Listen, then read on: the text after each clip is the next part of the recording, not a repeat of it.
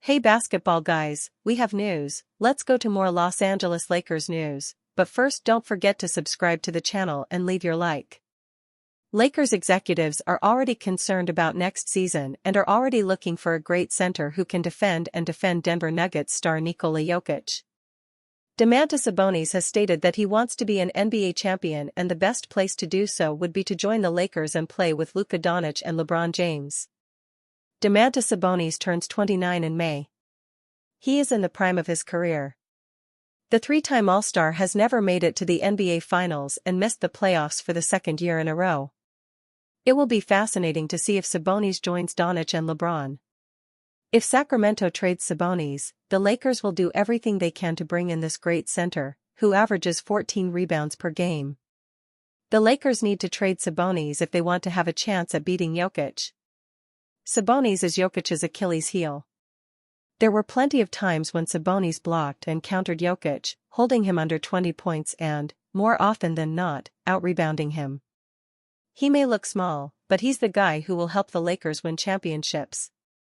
Many around the league are bracing for the possibility of the Kings becoming a major seller ahead of the 2026 NBA trade deadline in February, which would likely result in Sabonis requesting a trade if a clear direction is not forthcoming, Siegel reported. Sabonis, 28, is completing the first year of his $186 million extension with the franchise. This season, he is averaging 19.0 points, 14.0 rebounds, and 6.1 assists per game in 61 games for the Kings. Why Domantas Sabonis will request a trade? The Kings' future was supposed to be built around Sabonis and Aaron Fox. That idea came to a crashing halt as Fox was traded at the NBA trade deadline to the San Antonio Spurs. In return from the three-way trade with the Chicago Bulls, the Kings acquired Zach LaVine, and they have remained competitive, but not enough to the standard they had set in seasons prior. Fox was a main draw for when Sabonis signed his contract extension back in 2023. With Fox no longer on the team, and the core being LaVine and DeMar DeRozan, Sabonis will realize that this isn't the team to attach himself to if he wants to truly win. If the Kings are entering a rebuild, Sabonis would also be a valuable trade piece for them to get the assets necessary to start that. This would allow Sabonis' trade request to be accepted. Los Angeles Lakers trade for Domantas Sabonis. With the idea of a trade coming this offseason, there is one team that should look to do whatever necessary to get Sabonis. That is the Los Angeles Lakers. Trade proposal. Los Angeles Lakers receive Domantas Sabonis. Sacramento Kings receive Dalton Knecht, Jared Vanderbilt, first-round pick. After the blockbuster trade for Luka Doncic, it is clear that the Lakers are doing whatever necessary to get LeBron James another championship, or two, before he truly does retire. The Lakers are playoff-bound, sitting in fourth place in the Western Conference currently and have a great shot at winning the NBA Finals this season. If they fall short, this trade becomes even more important, and if they do win it, they should still look to advance their team further with Sabonis for 2025. Defense has been an inconsistent thing for the Lakers, which has held them back from having an even better record this season. By adding Sabonis, who is going to just be 29 by the time next season starts, and currently averaging 19.0 points, 14.0 rebounds, and 6.0 assists per game, he can bring the rim protection and even added scoring ability that the Lakers need. How Luka Doncic-LeBron James connection turned Lakers into legitimate NBA title contender. Luka Doncic's first assist to LeBron James was a 70-foot outlet pass resulting in an easy layup. Their offensive connection was immediate. It's kind of a pick your poison when you have two brainiacs when it comes to the game of basketball on the floor at the same time, James said. Two brainiacs who also are two of the best players in the league. Those long touchdown passes from Doncic to James are common, at least once a game it seems, illustrating 1, just how good of a rebounder Doncic is, 2, what an exceptional passer he is, and 3, the James-Doncic link has elevated the Los Angeles Lakers to title contender. The goal is to win a championship, Doncic told reporters Thursday. I think we have a great team. We have guys that are willing to go to war. Everybody is staying together. The chemistry is high, so I think we for sure have a chance. The third-seeded Lakers begin pursuit of the franchise's 18th championship Saturday against the sixth-seeded Minnesota Timberwolves in an intriguing matchup. The two teams were separated in the standings by just one game. However, the Lakers didn't get Doncic on the court until early February following the blockbuster trade with Dallas. It's rare that one team has two of the most gifted offensive players, and the Lakers present a multitude of problems. After acquiring Doncic on February 2, the Lakers went 22-13, including 18-10 with Doncic in the lineup. In the 23 games James and Doncic played together, the Lakers were 15-8, scoring 116.1 points and allowing 114.1 points per 100 possessions. In order for us to be the team ultimately we need to be, the ball needs to be in Luka's hands, James told reporters in March. And then when Luka sits down, the ball can be in my hands or be in AR's, Austin Reeves, hands. But I'm very comfortable playing off the ball and finding my spots, running the floor, getting the outlet pass from Luka, being on the backside of the defense if he's either being blitzed in pick and rolls or switched in pick and rolls. He attracts so many eyes and bodies. Timberwolves coach Chris Finch lost to Dallas in last year's conference finals in 5 games. Minnesota struggled to slow down Doncic, who averaged 32.4 points, 9.6 rebounds, 8.2 assists and 2.2 steals and shot 47.3% from the field, 43.4% on three-pointers and 84.6% on free throws in the 5-game series won by the Mavs. He's still the same amazing player, Finch told reporters. When the ball's in his hands, he controls so much of the game in the way it's played, so we've got to do a better job of disrupting that. There's certain things that we learned from being in a series with him last year that we need to put into action this year. Our discipline around him and the execution of those things has to be better. Last year, we were kind of feeling our way through some of it.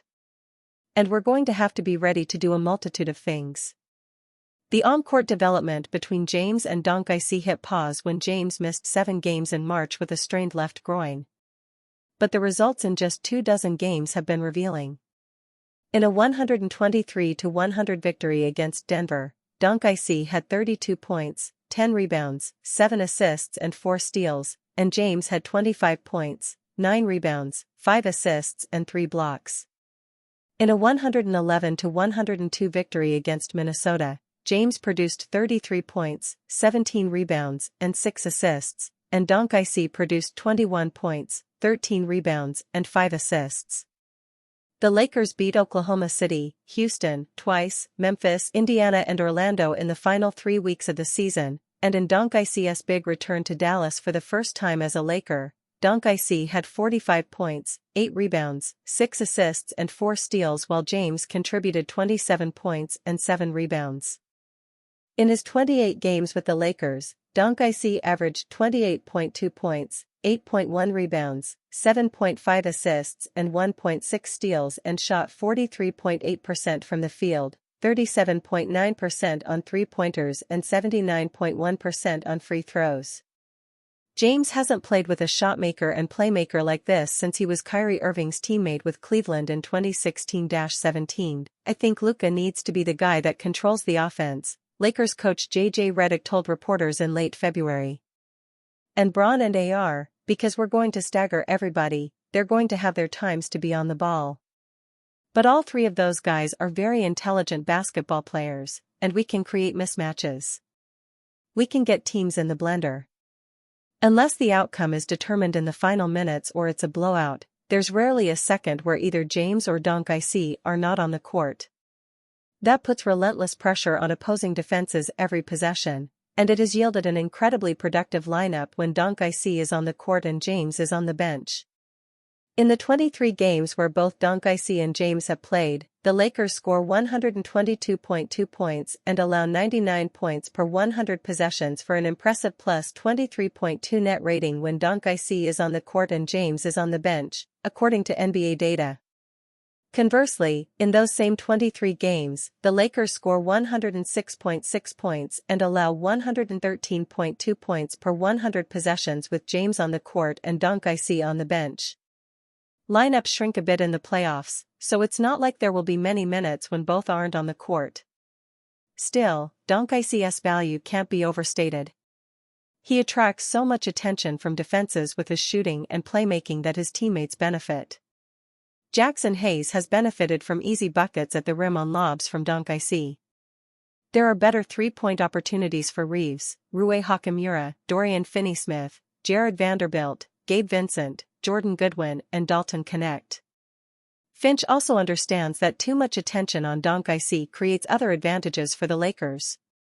You can't just commit to running around multiple guys at the ball, he said, because now you're giving maybe the best player in the game to ever have played, James, the chance to pick you apart in space. What's behind this suffocating and confusing Los Angeles Lakers defense led by LeBron James? J.J. Redick placed James at the center of this decision-making tree, relying on his basketball IQ to call out coverages and adjustments on the fly. Quarterback is an offensive position, but he's the quarterback on our defense, Redick said. A lot of that is his voice and his IQ. Watch the Lakers closely on defense, and James is the director, constantly pointing to where his teammates need to go and when. Theirs was a play in the first half where Reeves switched onto a big, Redick noted after a recent win over the Rockets. Within half a second, Braun was screaming at him, "Scram! Get out, AR! Get out of here!" Plays like that really connect our defense. The Lakers have struggled when James isn't on the court, playing that quarterback role. They fell off noticeably when James sustained a left groin strain during a March 8 game versus the Boston Celtics. But they got back in sync once James returned from that injury March 22. From January 30 until the end of the regular season, LA ranked 6th in three-point field goal percentage allowed. It also defended the 8th most three-point attempts per game during that span. In other words, the Lakers gave up a lot of three-point attempts, but teams didn't make very many of them. According to Genius IQ, opponents have shot 36.8% on wide-open three-pointers against the Lakers since January 30, the third-best rate allowed over that stretch. James leads the chorus when he's out there, but Jared Vanderbilt, Finney-Smith, and Vincent also step into that role when James isn't on the court. There's also constant direction coming from the sideline during defensive possessions. Assistant coach Greg St. Jean is often hoarse from barking out coverages. The result has been a defense that has performed much better as a whole than its individual defenders might suggest. People might look at us and say we're going small, Reeves told ESPN of the Lakers' often centerless lineups without a traditional rim protector following the trade of Davis to the Mavericks. But we also have 5 guys that are 6'7" and above out there, and when we're playing well, we're all on a string. At times, that can look like a zone defense as the Lakers pack the paint and rotate to close off gaps and passing lanes. But it's not a zone. It's a blend of modern analytics and old school, Bobby Knight-style denial of whoever is one pass away from a good shot. The goal is to play the percentages. To disrupt what the other team wants to do as much as possible. To force great players to take bad or average shots. But also to cajole average players to shoot more by giving up good shots. It takes time and trust in the scheme to play this way effectively. When that trust fails, so does the defense. Sometimes spectacularly. But it's the best chance the Lakers have after trading away 2 of their best defensive players. And in the first round against Anthony Edwards, one of the NBA's most dynamic scorers and shooters, and the Minnesota Timberwolves, a team with lineups that can go either big or small, the Lakers' defense is about to be tested once again.